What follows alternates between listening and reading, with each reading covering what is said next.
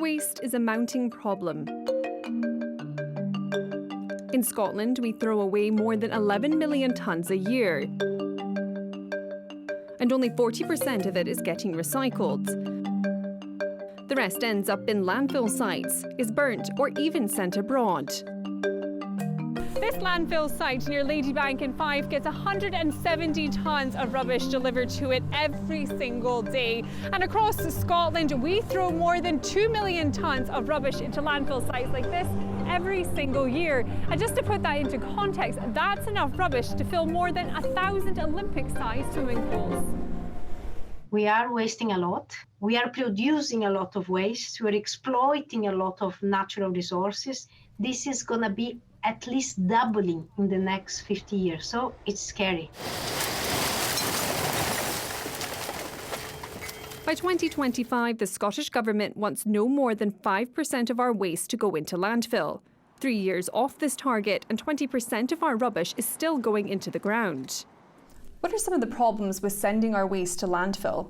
Because if we're going to send to landfill, is the space. We have as much land, and it's very well known that close to a landfill, the area reduces prices, and there is also the risk of contamination. It is not sustainable, and it's not sustainable for years to come. It's not sustainable today. Years to come is going to be chaos. Incineration is an option and was the focus of a new independent report for the Scottish Government that was published yesterday, concluding that incineration is preferable to other forms of treating non-recyclable waste. Currently, incinerating residual waste is better than landfill. When you put waste into a landfill site, it rots. And that rotting process gives off methane. And methane is a very strong greenhouse gas, much stronger than carbon dioxide. Whereas if you send it to an incinerator, instead of rotting, it gets burned. It creates carbon dioxide, yes, which is a greenhouse gas. But as I said, it's much less powerful than methane. And therefore, on balance, that can be better. This incineration plant in Shetland burns 4.5 million bags of rubbish every year. It's a district heating scheme, meaning heat generated from the plant is used to heat local homes in Lerwick.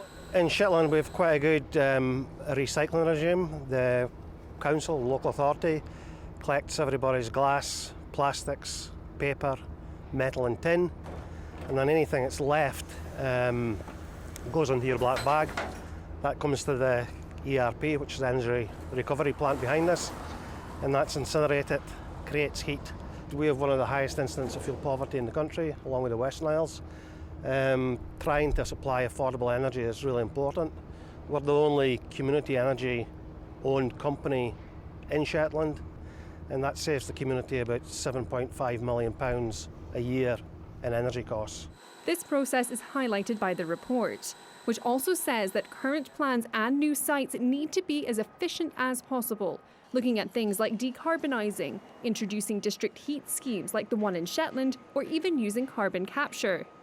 With a traditional energy from waste or incinerator plant, that's probably 20 to 25% efficient. So 20 to 25% of the energy in the waste gets converted into electricity.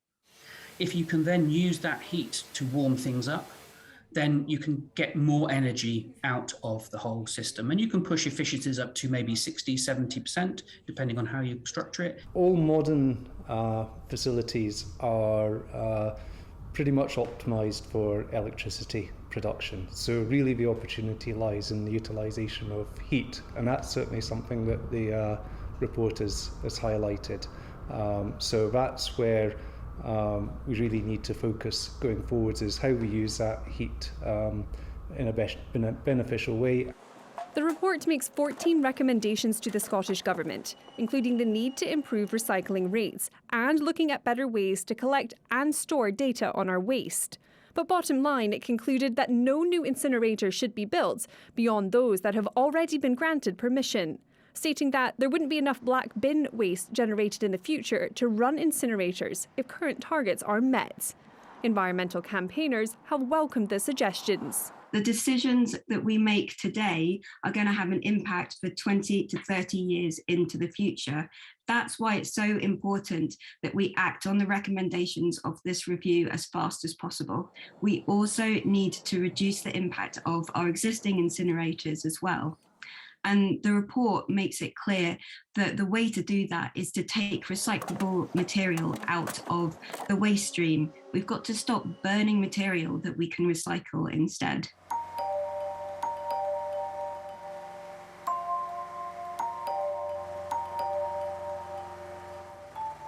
And already some companies are trying to adapt their processes to help minimise the waste we generate.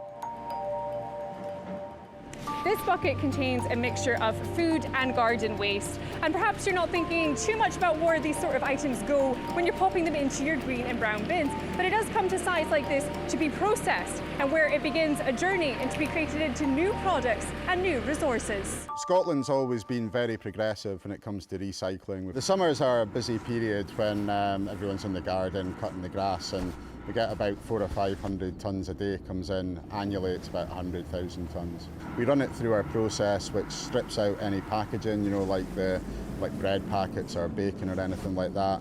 Then it liquidizes the food waste, which then goes in a tanker. We then deliver it to anaerobic digesters where they harvest the methane and turn it into green electricity that's fed into the grid. So nothing that comes here is wasted then? Nothing is wasted. Even the packaging that we strip off goes for energy from waste, so there's zero waste to landfill on the site. This most recent report sets out ambitions for how Scotland deals with its waste. The Scottish Government says it'll be pivotal in developing future waste policy. We've got to reduce the amount of residual waste created. How we handle it is what my report talks about, but it has to be seen in the context of the vital importance of reducing the amount produced in the first place. Perhaps then, the best thing we can do in the meantime and for our future is to waste less.